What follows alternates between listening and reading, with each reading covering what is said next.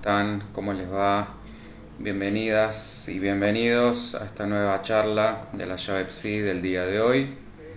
Perdón la demora, estaba probando nuevos dispositivos luminiscentes para ver si puede ir mejorando lo que es la calidad de las transmisiones, así que nada, perdón por esta dilación, pero finalmente acá estamos. Hola Ernesto, ¿cómo va? Bueno, aprovechando la excusa de esta pequeña demora, voy a ir directamente al tema. Quienes nos conocen ya saben dónde ubicarnos. Síganos a través de todas las redes, suscríbanse a nuestros canales, al canal de YouTube especialmente. Pueden encontrar todos estos videos ahí en la página layavepsi.net y por supuesto en todas las redes, Instagram, Facebook y ahora también TikTok. Hola María, ¿cómo te va? Bueno, como dije, vamos a ir directamente al grano. Hoy vamos a estar viendo uno de los grandes casos de la psicología. Hola Héctor, ¿cómo va?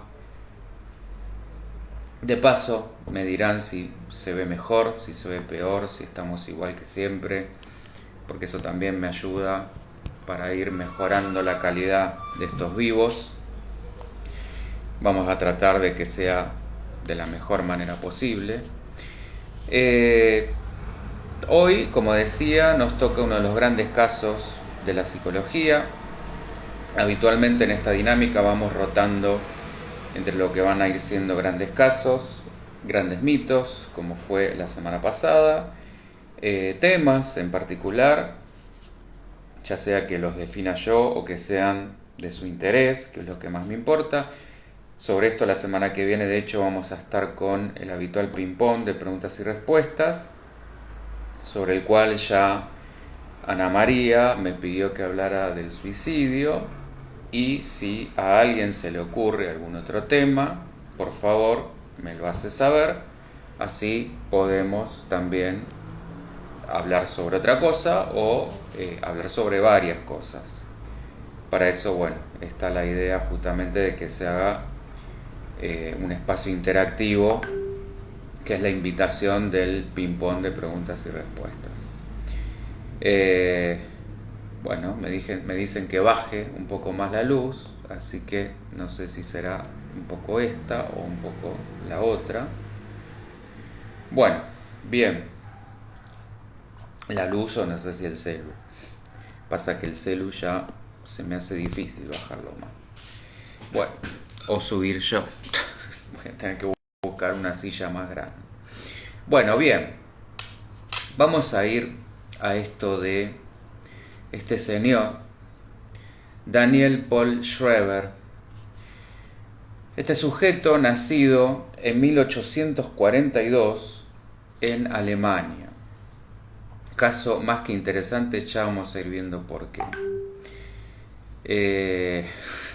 Ahí me dicen la luz, no, bueno, espero que ahí ya esté saliendo un poquito mejor. Este señor fue jurista y escritor, especialmente, hola Florencia, bienvenida, ¿cómo va? Especialmente de sus propios delirios psicóticos. Esto es lo interesante que vamos a ir viendo. Delirios psicóticos que en su tiempo eran llamados o se conocían como demencia precoz y lo que hoy se conoce como esquizofrenia. La autobiografía de este señor se conoció como Memorias de un enfermo de nervios y cobró trascendencia por, no podía ser de otra manera, como venimos viendo habitualmente, y las interpretaciones que hizo nuestro querido y siempre referenciado Sigmund Freud. Hola, Karina, ¿cómo va? Bueno, esta persona tuvo una exitosa carrera en la justicia hasta que en 1884, después de una derrota que sufre en las elecciones para el Parlamento alemán, tiene un episodio de hipocondría con un intento de suicidio. En 1893 se hace con la presidencia de la Corte de Apelaciones de Dresde, pero acá también sufre un grave insomnio que justifica por el exceso de trabajo y termina en un asilo psiquiátrico. Paulatinamente va desarrollando una hipocondría severa que va a ir siendo acompañada de un sentimiento de corrupción y muerte o de decrepitud de su propio cuerpo, lo que también empieza a justificar por un fin sagrado. Todo esto estoy haciendo una introducción, ahora lo vamos a ir viendo en detalle. Esta cuestión fue el puntapié de lo que vamos a ir conociendo como el delirio místico que empieza a sufrir, donde ya decía que hablaba directamente con Dios. Imaginablemente es retirado de su cargo y queda bajo una tutela especializada. En 1900, después de un juicio, es dado de alta y da a conocer lo que decía en un principio, estas memorias, las memorias de un enfermo de nervios, que es lo que vamos a ir justamente adentrándonos en el contenido de esa obra, porque, como digo, no tiene desperdicio alguno. Entonces vamos a ir interiorizándonos en su propia historia, como él la cuenta, para después meternos en la versión de Freud. Entonces, primero escuchemos su propia versión. Antes de esto, tengamos en cuenta que toda psicosis, cuando estamos hablando de una esquizofrenia, estamos hablando de una psicosis, una estructura psicótica, se basa, entre otros signos y síntomas, en la aparición de delirios y alucinaciones. ¿Qué son los delirios? Los delirios son ideas que se vuelven inmodificables, es decir, se vuelven para la persona una verdad absoluta, sin posibilidad de cuestionamiento. Esta es la principal distinción, no hay chance. Es la certeza, la famosa para la gente obviamente ligada al ámbito psi, pero es la certeza con la que se manejan los psicóticos. Es esta certeza psicótica de que estar absolutamente convencidos de que sus ideas son esta verdad irrefutable. Antes de enfermar, nuestro protagonista relataría a posteriori que rondaba en su mente un sueño muy curioso que, en sus propias palabras, él relataba como lo hermoso que sería, sin duda, ser una mujer sometida al acoplamiento. Estas eran sus palabras textuales. En ese momento, extrañado por este sueño, supuso que la idea no le pertenecía. Yo dejé fijada la cámara y me estoy perdiendo por ahí los comentarios, que es lo que me interesa, sobre todo en Facebook. Quiero saber si está saliendo todo ok. Así que, porfa, si alguien me puede decir, gracias. Pero bueno, básicamente eso, no me quería perder ningún comentario. Entonces decía que este sueño, esta idea, suponía que no era de él, sino que había sido de alguna manera implantada por un médico al que había conocido para curarse de la hipocondría. Este médico al que hace referencia era psiquiatra y neuroanatomista, y Schreber queda tan agradecido con él que hasta le manda hacer un cuadro para tenerlo en su casa. Esto vamos a ir viendo que no es un dato menor. Ahora, este médico también, como era una práctica bastante común en la época, le había hecho hipnosis, que era algo también con lo que había empezado el propio Freud. Pero además de fijar sus sospechas en este médico, este hombre suponía que muchas otras almas lo manipulaban a través de lo que él describía como rayos divinos. Acá empieza a tomar vuelo y color la cosa. A medida que su psicosis se va haciendo más aguda, estaba convencido de que Dios lo estaba convirtiendo en mujer, enviando estos rayos para castigarlo, y lo que él describía como hombres pequeñitos, de pequeño tamaño, que podríamos entender como una suerte de diablillos, para corromper su mente. Va siendo muy interesante cómo se va tornando este delirio, y vamos a ir viendo los porqué de todas estas cuestiones, porque dicho así, a boca de jarro, parece justamente un disparate total, pero vamos a ir viendo que dentro de el razonamiento de Schreber empiezan a tener como una cierta coherencia dentro de lo incoherente de un delirio. Una vez que publica su biografía, después, como dije hace un ratito, de un juicio, sale del hospital allá por el año 1902. Esto también parece de verdad una historia de ciencia ficción, pero no lo es. Retoma de manera normal sus actividades hasta 1907, es decir, durante 5 años, que es cuando muere su madre. Después de este hecho, recae y muere finalmente en 1911. Lo interesante respecto a la biografía es que no la publicó con fines psicológicos, sino legales. Acuérdense que era un jurista. Cuestionándose y cuestionando por qué una persona tenía que ser retenida en un asilo contra su voluntad, aun siendo declarada insana. Este era su argumento.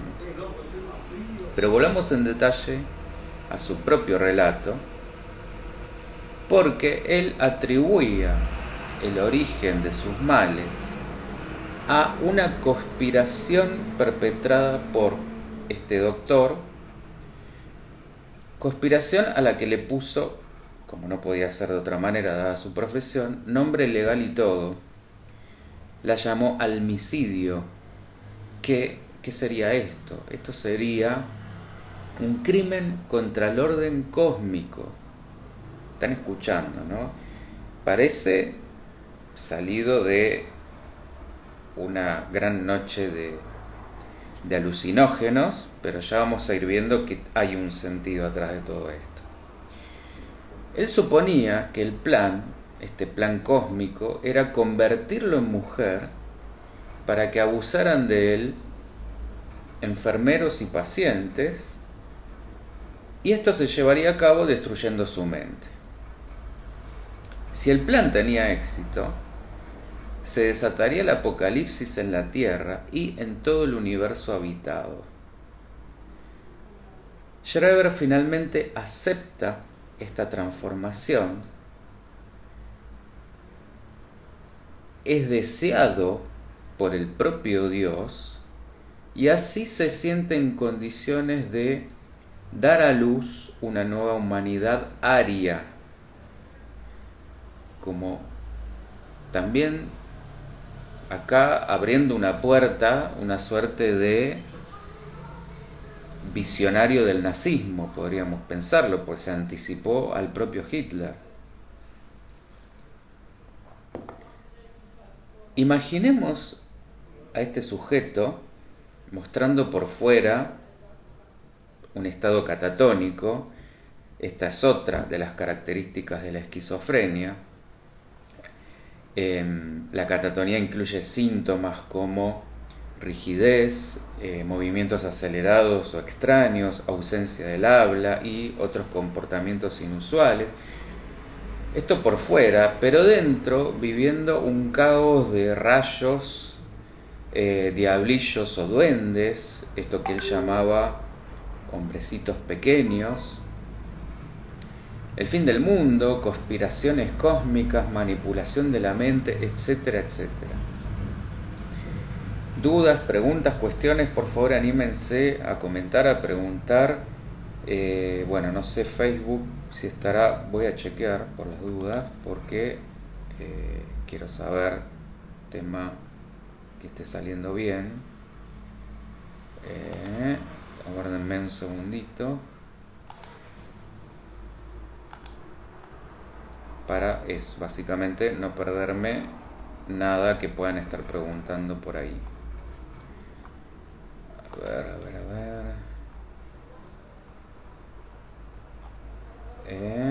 Bueno, no, por ahora nada. Bien. Perfecto. Ahora vamos a conocer la versión de Freud. Si bien nunca lo atendió a Schreber, llega a sus memorias a través de Jung, su gran discípulo, y en base a ellas teoriza que sus delirios se originaban en deseos homosexuales reprimidos, que habían comenzado en la infancia por su padre y su hermano, es decir, por un deseo incestuoso hacia su padre y luego hacia su hermano, y luego proyectados en forma de ideas delirantes a través primero de este médico, su médico, ahí en una proyección del hermano, y después hacia Dios, una proyección del padre. En la primera etapa, Schreber estaba convencido que su médico lo quería castrar y posteriormente que el propio Dios le exigía volverse mujer para que pudiera ser el único objeto sexual de Dios y así componer el orden de las cosas. Esto del orden de las cosas es también bastante significativo. Todo aquello vino bien para incluir toda una nueva categoría diagnóstica. Esto que decía, lo que antes se conocía como demencia precoz. En ese momento se incluyó lo que era la demencia paranoide, porque los síntomas de Schreber no se ajustaban completamente ni a la paranoia ni a la demencia precoz, sino que mostraba una combinación de ambos. Y a Freud le interesaba particularmente el caso porque era una oportunidad sin igual de llevar el psicoanálisis a la paranoia, a la que solo se llegaba a través de la psiquiatría por la gravedad de los casos. Entonces, volviendo a la interpretación freudiana, lo que se suele dar en los casos de paranoia es que el sujeto ahora odiado haya sido amado en una primera instancia. El mecanismo, hola Emanuel, ¿cómo va? El mecanismo de la paranoia lo que hace es proyectar afuera lo que interiormente da vergüenza y culpa. No obstante, Freud ve en la aparición del delirio no sólo la manifestación de la enfermedad, sino también la vía hacia la cura. Porque cuando de alguna manera Schreber acepta su transformación en mujer y tener relaciones sexuales con Dios, para así dar luz a estos hombres nuevos, en otras palabras, es una metáfora de una aceptación homosexual. Una metáfora, por supuesto, para nosotros. lo que para él era tomado como esta certeza psicótica.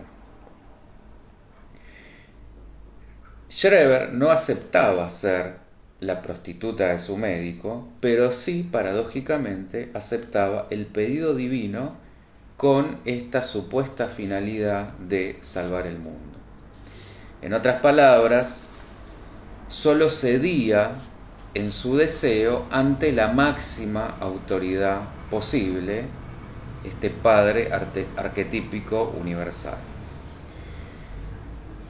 Y Freud observa en la actitud de Schreber hacia Dios algo muy parecido a la actitud ambivalente que tiene un niño hacia su padre, tanto sumisa como hostil.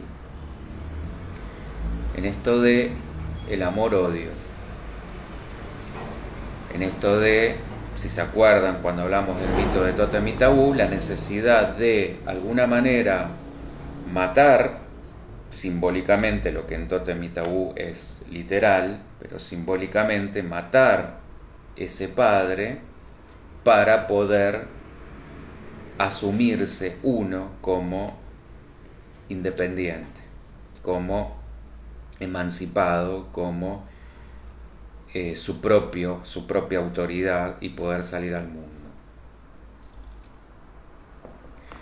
Ahora, es más que interesante el giro que da en el delirio de Schreber, primero con su médico, que para Freud, acuérdense, representaba al hermano. Acá ya aparece el conflicto con Dios, buscando de alguna manera su ayuda y resistiéndose a lo que él entendía como un plan diabólico que buscaba convertirlo. Pero después acepta, porque se lo pide el propio Dios, esto que dije hace un ratito, el arquetipo del Padre en su máxima expresión. Y acá aparece de vuelta el conflicto Padre amado, Padre odiado. Esto es típico del arquetipo padre, lo vemos en muchísimas historias de referencia. Una de las más conocidas y donde más claro queda es, por ejemplo, en la Guerra de las Galaxias. Pero está en todo lo que es el devenir de otro arquetipo, que es el arquetipo del héroe, es esto de salir al mundo joven, venciendo dragones, monstruos, villanos, demonios, para justamente volverse el héroe de la historia y quedarse o ir a rescatar a la doncella en el castillo, por ejemplo.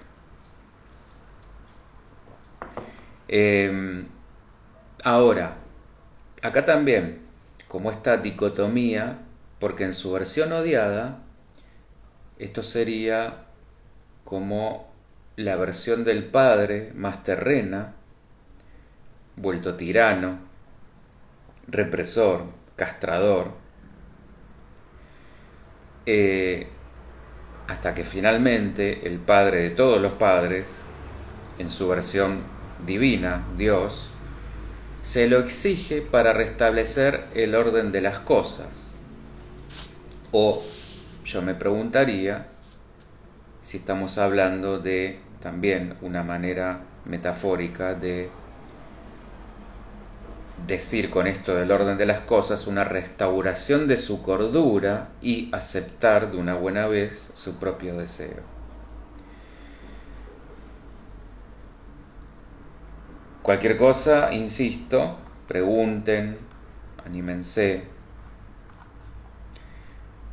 Otras aristas para no dejar pasar es la cercanía que vamos a encontrar entre la paranoia y los celos delirantes, y la cercanía de la paranoia de Schreber con todo lo que venimos viendo acerca de los mitos.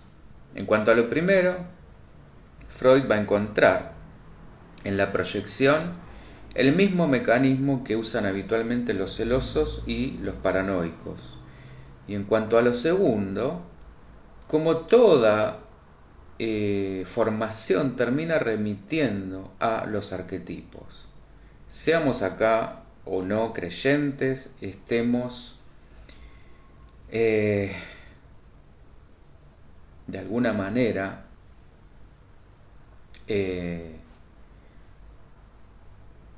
influenciados por cualquier tipo de religión o creencia espiritual, tenemos que entender que de cualquier forma estamos atravesados por aquellos grandes primeros mitos, como después iba a demostrar el discípulo de Freud, Jung.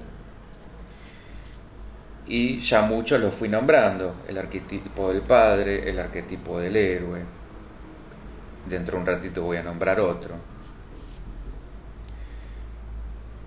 Y esto, insisto, es independiente a creamos en un Dios, seamos religiosos o no. Estamos ya, antes de venir a este mundo, de alguna manera condicionados por estos grandes arquetipos. Y no quiero dejar pasar otro paralelismo de mucho color. Hay otra película, además de La Guerra de la Galaxia, que recomiendo, que se llama Dark City o Ciudad Oscura, bastante viejita, creo que años 90, donde aparece un psiquiatra que curiosamente se llama Dr. Schreber.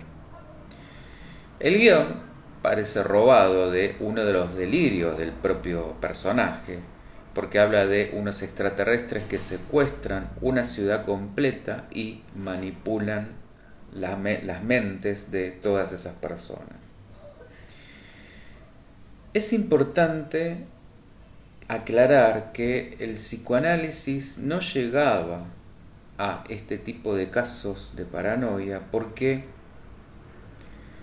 no puede haber transferencia, y si no hay transferencia no puede haber cura. Va a haber después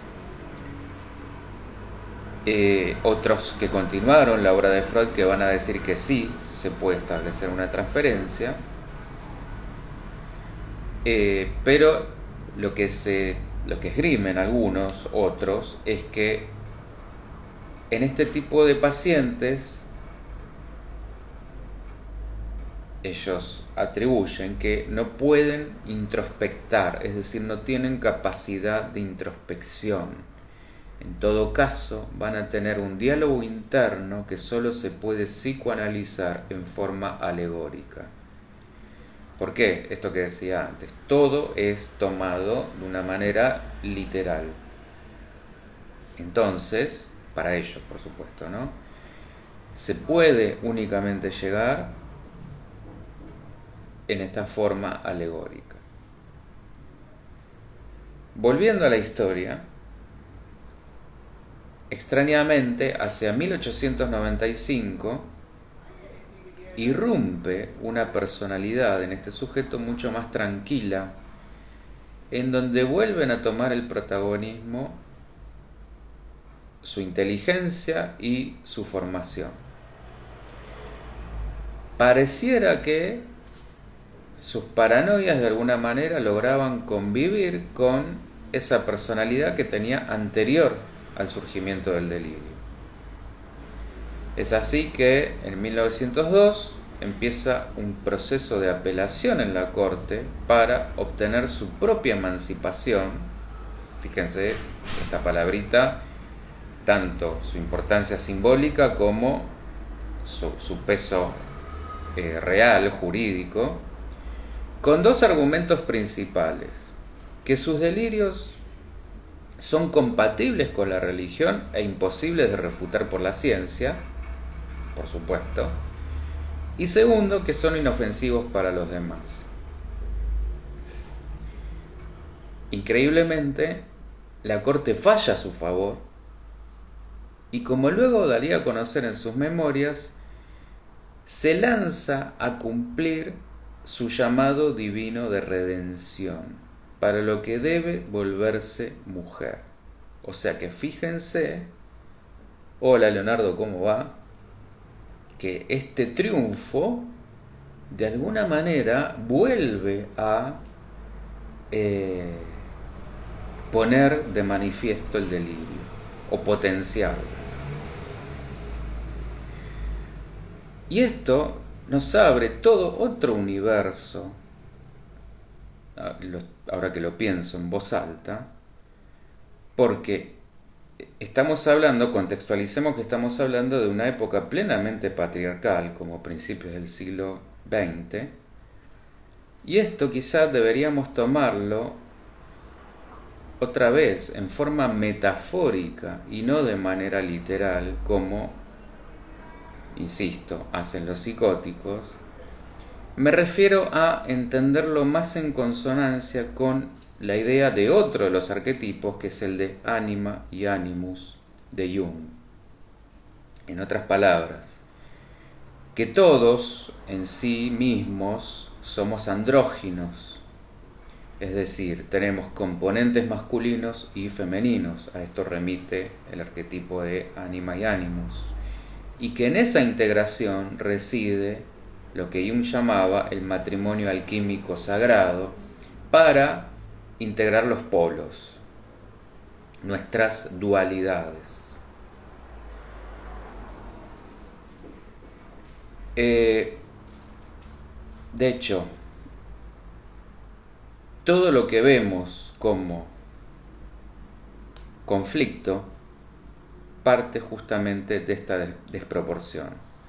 La forma binaria de pensar y entender el mundo, de dividir, de separar, de ubicarse en un punto y por ende excluir el otro. Incluso el mito de Platón de las almas gemelas, que es desde donde parte esta idea de que de alguna manera todos somos incompletos hasta que no encontremos esa otra mitad que nos va a volver a esa suerte de semidioses que teníamos en sí, ambos sexos. Bueno, a esto se refiere, y esta es la verdadera alma gemela, la que decía antes, esa unión interior y no buscar aquella otra parte allá afuera.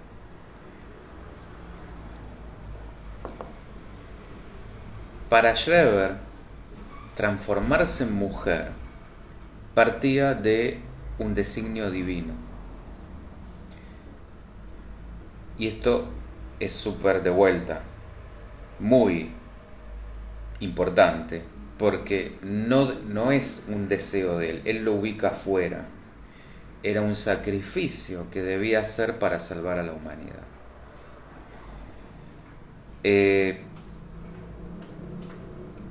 Ana María, así es la restitución psicótica en el delirio.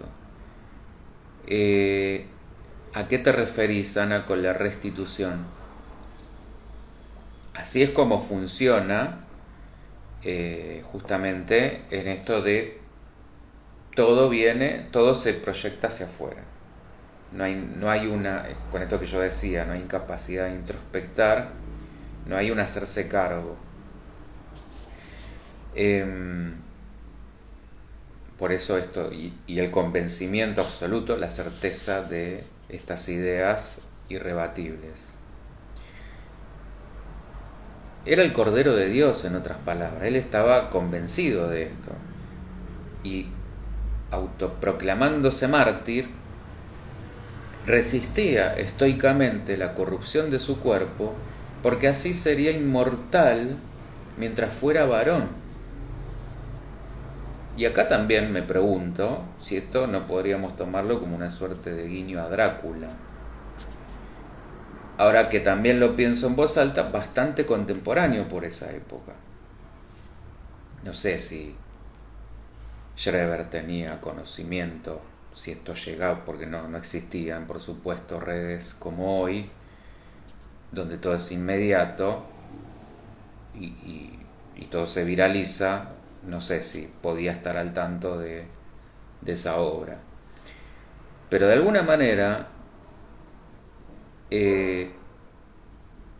en su caso, a diferencia de los vampiros, su cuerpo sí se podría. Acuérdense, los vampiros, una vez que quedaban constituidos de esa manera, no envejecían, quedaban siempre como en ese mismo estado. Él sí. Y lo que es muy, muy llamativo también es que fue ganando, como que le fue ganando su parte femenina, su parte mujer. Y en esto también, él lo tomaba todo literal, pero si nosotros empezamos a hacer una interpretación de cada uno de estos puntos, lo podemos tomar como la parte más sensible, insisto, la que todos tenemos, la parte más amorosa, la parte más intuitiva, la parte más emocional, la parte más espiritual, la parte más inconsciente.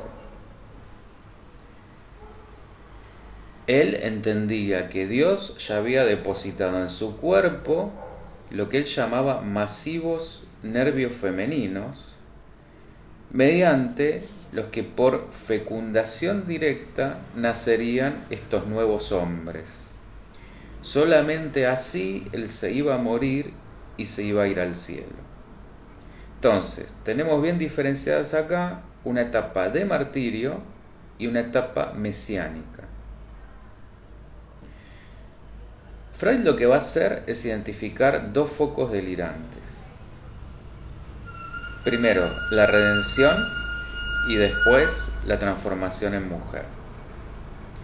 El primero, bastante ligado de lo arquetípico, esto que decía antes, que no parecía tener relación con lo segundo, pero que luego esto segundo, al adquirir connotaciones de delirio religioso de grandeza, toma este acto de emasculación, esto quiere decir la extirpación de los genitales, como el camino para alcanzar esa redención.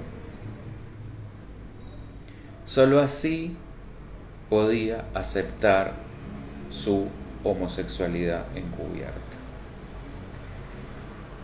Y el giro que da Schreber pasa por creer primero que el alma de su médico, este almicida, como él lo llamaba, como él lo acusaba, un asesino de almas, quería violarlo y volverlo mujer, complotado con el propio Dios, lo que era contrario al orden de las cosas. Y después, aceptando que esa emasculación, encargada ahora sí por el propio Dios, podía ser al servicio de el orden universal, del orden de las cosas. Lo que al principio era contrario al orden porque venía por el lado del médico, después termina siendo al servicio del orden porque era pedido por el propio Dios. Ahí hace un acomodamiento de la cuestión. En otras palabras, como empezando a dar a su manera atisbos toscos de autoaceptación, de aceptación de su homosexualidad, de su deseo, como parte del plan divino dentro de la diversidad, de esta diversidad de la existencia que incluía el poliformismo perverso freudiano y no en estos términos morales de normal, anormal, bueno, malo, esta cuestión de vuelta binaria, dual, y vuelvo a la cuestión de también esta dualidad del Padre amado, odiado, bueno, malo, divino, terrenal. ¿Se va entendiendo o es, bueno, un delirio dentro del propio delirio? Y voy a citar textualmente las palabras de Schreber. Él decía: el orden del universo, me agrade o no personalmente, pide imperiosamente la emasculación, y que entonces, por motivos de razón, no me resta sino avenirme a la idea de la mudanza en una mujer. Bueno, la ulterior consecuencia de la emasculación solo podría ser, desde luego, una fecundación por rayos divinos con el fin de crear hombres nuevos. Esto era lo que él decía textualmente. Y esto también lo podemos interpretar como una suerte de anticipación, si queremos, del feminismo. De vuelta, él lo toma literal y nosotros lo estamos tomando simbólicamente. En conclusión, el pobre de Schreber vivía en una sociedad tan homofóbica que prefería, de alguna manera, ser violado por Dios a confesar su atracción homosexual por su médico, y ni hablar de su padre o su hermano. ¿De dónde sacaba el contenido delirante? Bueno, para él, el alma humana contenía los nervios del cuerpo, pero no los nervios que todos conocemos de la fisiología, sino que él se refería a unas finas hebras en todo el cuerpo, y esto tenía su asidero en la filosofía atomista, que consideraba el alma como un átomo. O sea, el alma era algo material. En otras palabras, para Schreber tenía una visión materialista del alma. Y desde su enfoque, el hombre tenía cuerpo y tenía nervio, mientras que Dios es puro y era nervio infinito. Y estos nervios se podían transfigurar en cualquier cosa, y cuando esto pasaba, ahí se llamaban rayos. Esto es lo que nos va a llevar a deducir una creencia precristiana en Schreber, más cerca de estos mitos arquetípicos de los que estábamos hablando que de la religión especialmente cristiana. De alguna manera, él entendía que Dios podía elegir relacionarse con ciertos hombres geniales, que por supuesto ahí es donde se posicionaba él, para así torcer el destino. Y acá es donde entra la parte del delirio de grandeza religioso, mesiánico, lo que de alguna manera nos vuelve a dar cuenta de esta parte, este sentido de predestinación que él sentía, y esto que acabo de decir, el mesianismo dentro del universo de creencias de Schreber.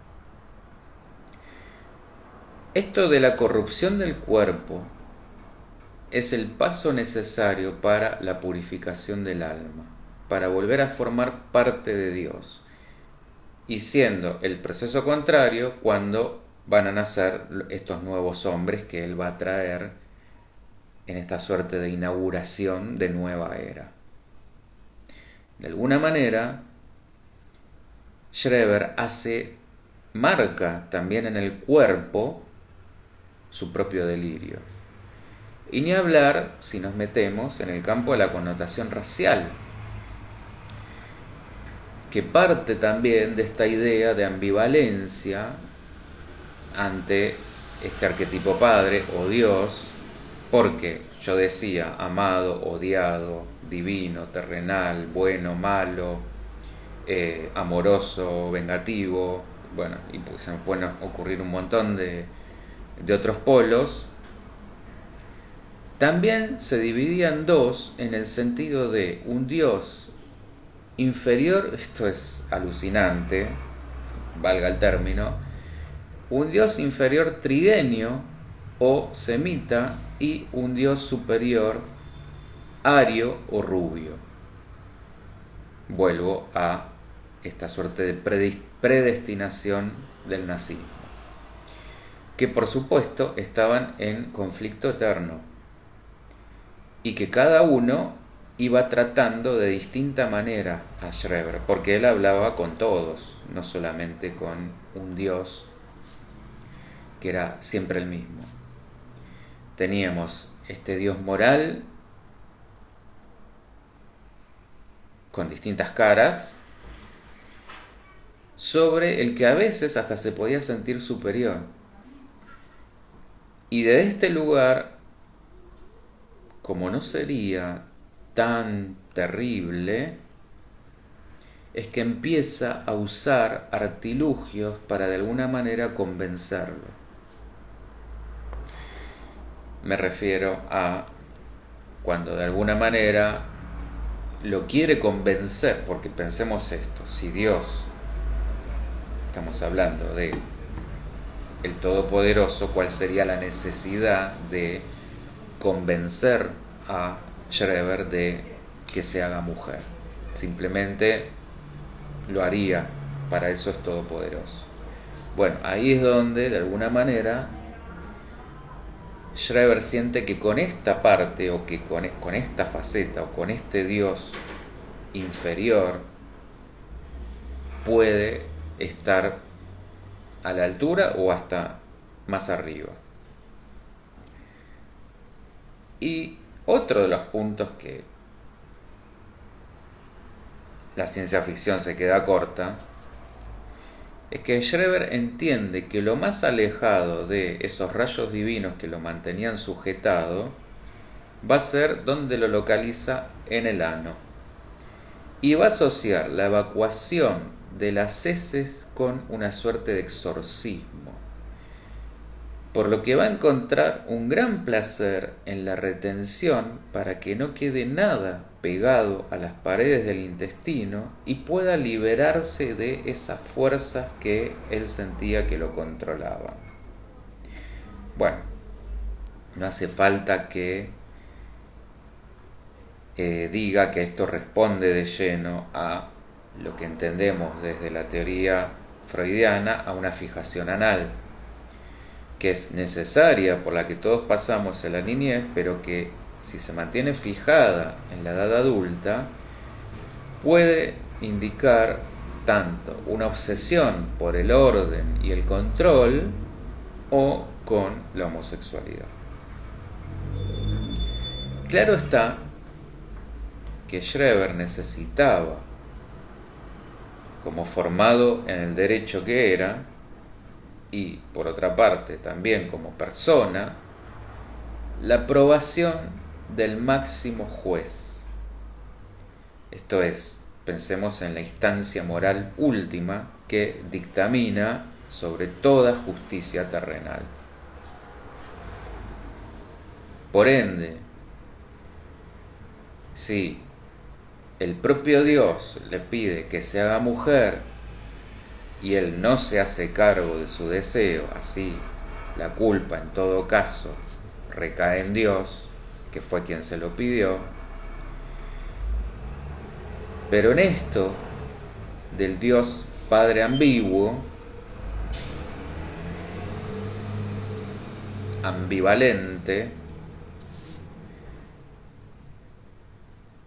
la propia palabra a través de la religión, por supuesto que censuraba, reprobaba y castigaba ese deseo homosexual. Entonces acá tenemos otra vez este conflicto, esta dicotomía. Hola Carlita, ¿cómo va? Es decir, por un lado, el propio Dios se lo está de alguna manera permitiendo, le está dando un visto bueno, y por otro lado tenemos el peso de la Biblia, el peso de toda la religión, diciéndole eso es malo, eso está prohibido, eso no se debe.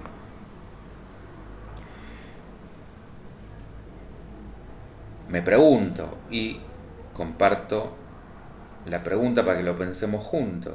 Bueno, ¿será por esto que Schreber lo que hizo fue dividir o separar a Dios en un Dios superior y un Dios inferior? En esto de entender al Dios de los negros, como él lo llamaba, el represor, desde el lugar de tomarlo como un Dios terrenal, este Dios Padre represivo, y el de los rubios, este Ario, el amoroso, el permisivo de alguna manera, el inclusivo.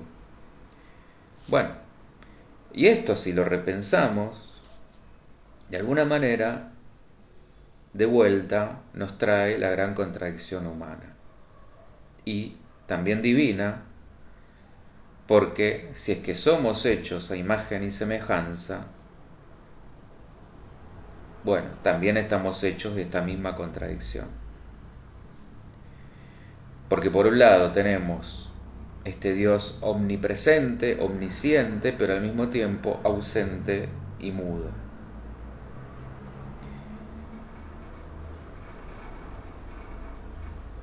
Es más que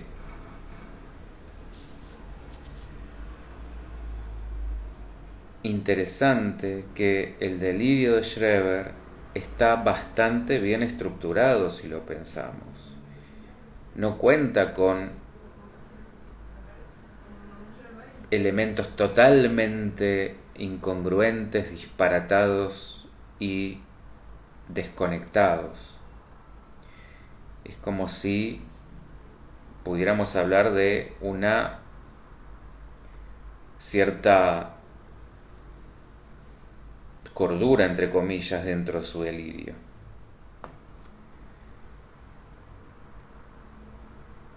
Por eso se anima incluso a pedir un juicio representándose a sí mismo, amparándose en que no era ni peligroso ni para los demás ni para él mismo, y para colmo lo gana.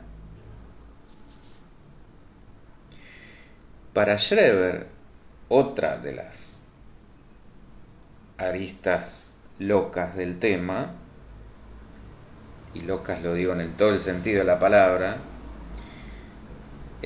o hasta se queda corta, un delirio estructurado, muy bien Carlita, exacto, esa es la terminología propiamente dicha. El alma de su médico estaba dividida en más de 40 partes. Y hacia el final de su enfermedad, cuando empieza a hacer de alguna manera las paces con Dios, esas partes las reduce a dos. Siempre terminamos en la cuestión dual. Y de vuelta, imagínense, una superior y una inferior. Y hace esta misma distinción para de alguna manera no destruir la reputación de su doctor, porque para él está el Flechig, así se llamaba su médico, el Flechig real, y el Flechig que era objeto de su homosexualidad reprimida. Uno en la parte superior, como si estuviéramos hablando de Mr. Hyde, y uno en la parte inferior, que era el Dr. Jekyll. Al no aceptar su deseo, por supuesto que la parte que correspondería a el Dr. Jekyll pasa al terreno de la sombra, ya que estamos con los términos de Jung, y desde Freud se desata una protesta interior masculina que vuelve al doctor en el villano. Acuérdense de esto del mecanismo proyectivo de la paranoia.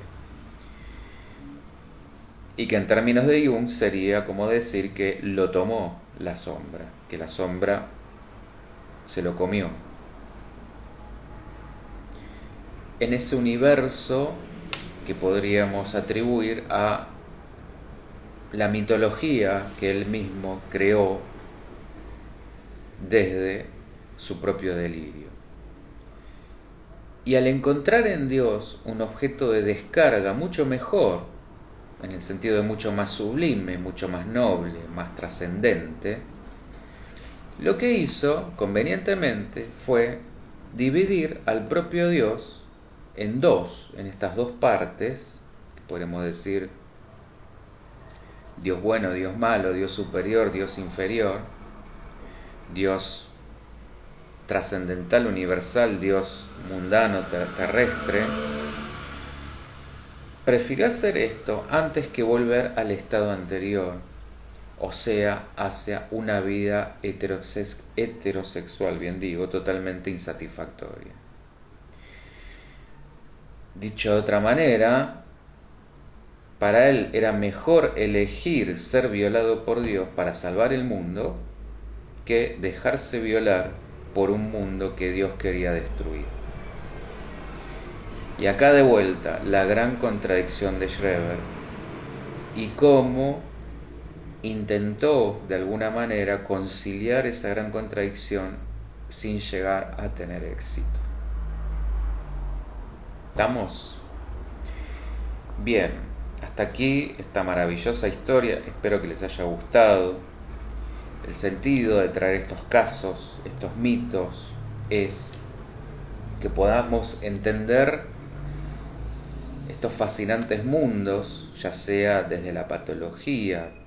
El sentido de estos casos es justamente esto. Venimos recorriendo distintas formas, hemos hablado de la histeria, hemos hablado de las fobias, hemos hablado en este caso de la paranoia. Nos vamos metiendo como en distintas facetas que muchas veces se nos hace muy difícil poder conocer, poder comprender, poder interpretar, poder acercarnos a un mundo, a este mundo de la locura que parece tan inalcanzable, tan inabordable. Gracias, Ana, espero que les haya gustado. El sentido de estas cosas es que justamente nos ayuden a pensar. Podemos estar de acuerdo con la interpretación de Freud o no, pero para que podamos acercarnos a entender un mundo justamente que nos es totalmente ajeno, como el mundo de la locura. Este acercamiento que Lacan llamaría este mundo de lo real. Lo que para ellos es justamente absolutamente real y que nosotros, atribuyéndonos este lado de la salud, entre comillas, podemos darle un sentido simbólico. ¿Está? Bien. Y sobre todo, por supuesto, si esto lo tenemos en algún caso de cerca, ni hablar, ¿no? Bueno, insisto, la semana que viene vamos a estar con el ping-pong. Ana tiró el tema del suicidio. Agreguen otros o sobre ese mismo tema, distintas cosas si les interesa, para que podamos ir viendo sobre dónde va a ir girando el ping-pong de preguntas y respuestas. Bueno, y nada, muchísimas gracias por estar ahí, por participar, por la lealtad, y estaremos, como siempre, la semana que viene en este mismo horario a las 19 a través de los canales habituales. Nos estamos viendo. Chau, chau.